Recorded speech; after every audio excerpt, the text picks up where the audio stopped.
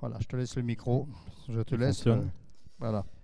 Bonsoir à toutes et à tous. Excuse-moi, juste oui. avant que tu prennes ton TGV, il y a une captation de la session. Donc, elle est enregistrée, elle n'est pas diffusée. Elle n'est pas en live. Elle est diffusée, elle sera montée dans les jours qui viennent et découpée par intervenant et postée sur les réseaux sociaux. Donc, vous pourrez la retrouver le cas échéant et la poster à d'autres. Merci Denis d'avoir pris le soin de m'assurer de prendre mon TGV dans quelques minutes. Donc Infolégal en fait est une société d'information sur les entreprises qui est née en 2008. Nous intervenons sur les problématiques de relations B2B, principalement liées à la solvabilité, mais aussi la mise en conformité par rapport à la loi Sapin 2, et puis les risques de fraude entre deux entreprises lorsqu'il y a une relation d'affaires qui se noue.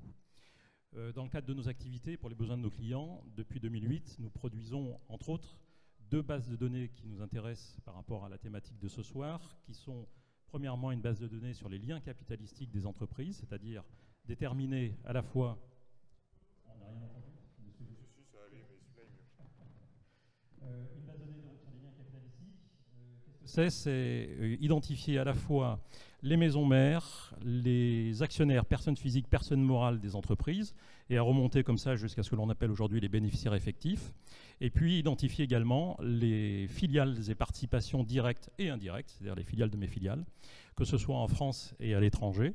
Donc c'est une base de données que nous produisons depuis 2008, qui sont disponibles sur l'ensemble de nos produits, mais que nous proposons aussi en licence à différents réutilisateurs, donc que ce soit pour un besoin d'utilisation finale, c'est-à-dire qui ne sera pas redistribué par ailleurs, ou alors à des redistributeurs, c'est-à-dire qui ont à la fois un besoin personnel de cette information, mais également un besoin de rediffuser cette information auprès de tiers. Voilà. Donc nous produisons des informations de ce type sur les liens capitalistiques et proposons donc des licences qui, compte tenu du fait que c'est une base de données privée, évidemment, est payante.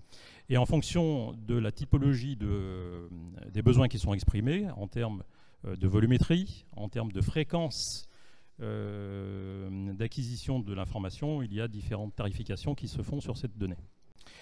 La deuxième base de données concerne les annonces légales. Les annonces légales, donc, ce sont les publicités obligatoires des entreprises civiles et commerciales, de la naissance à la disparition de l'entreprise ou de la cession de ces entreprises.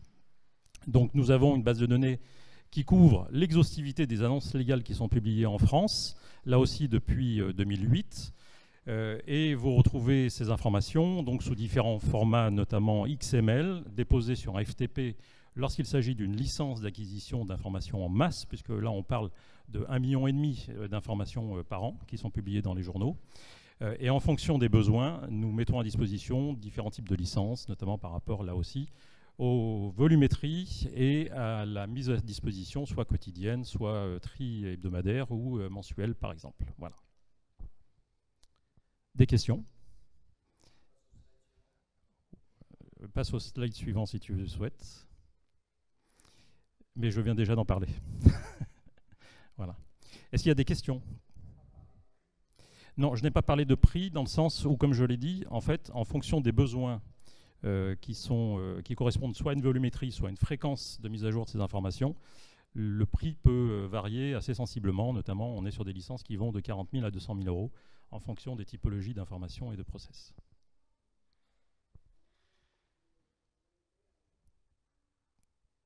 Et bien, si vous n'avez pas de questions, je vous remercie.